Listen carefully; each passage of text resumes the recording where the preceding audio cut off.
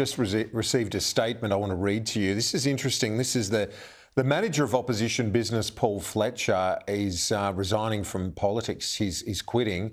Interesting for a few different reasons. We'll go through it with Andrew Clennell in a moment, not the least of which is the seat of Bradfield on Sydney's North Shore will be contested by a well-known, high-profile Teal independent. So that's important in itself because the coalition loses incumbency now with Paul Fletcher pulling the pin in the seat of Bradfield. But I'll just read a bit of this statement to you. It says, "Today I announced that I will not run for re-election at the forthcoming federal election. It's been a successful privilege to represent the people of Bradfield and to serve as successively, a parliamentary secretary, minister and cabinet minister between 2013 and 2022 and as a senior opposition frontbencher since May 2022.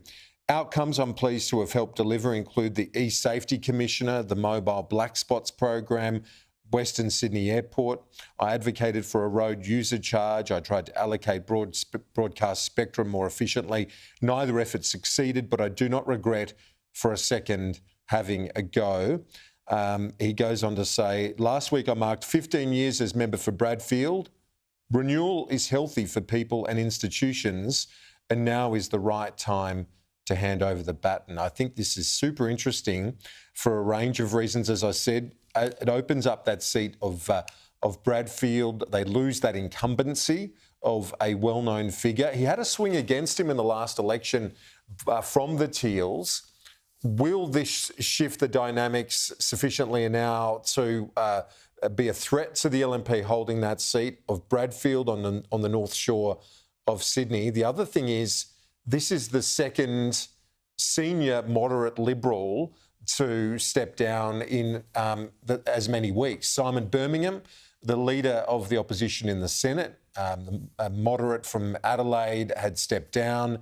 Now, Paul Fletcher saying he's going to leave politics. So interesting in that sense as well. You've got the very well-known Conservative as the leader of the Liberals right now, and that being, of course, Peter Dutton. Now, two moderate Liberals stepping down in as many weeks. So big news on that front. I've got Andrew Clennell with me now, my colleague, our political editor. Andrew Clennell, what do you know about this? As I said, interesting from a few different reasons and perspectives, this decision by Paul Fletcher to leave politics, Andrew. It sure is, I've got to say, Kieran, this is extraordinary and unexpected news. I mean, this was speculated on about a year ago. And Matt Keane, you might recall, who the government ended up appointing to the Climate Change Authority, was spoken about for the seat.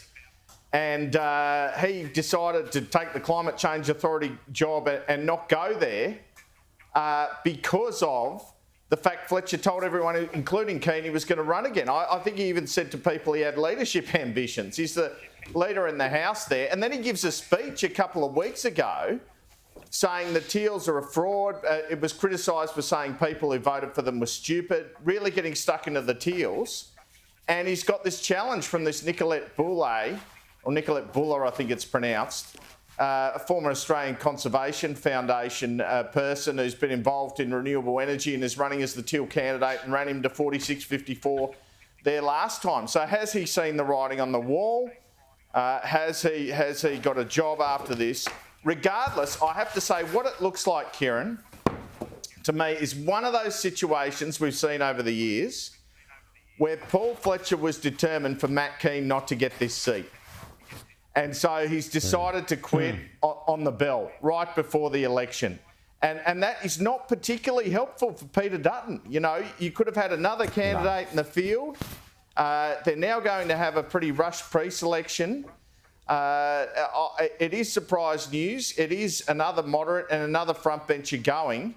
And people will say, what confidence do they have then in winning the election? But you'll recall well, before 2019, there were a slew of them. You know, there was Steve Chobo, there was Michael Keenan.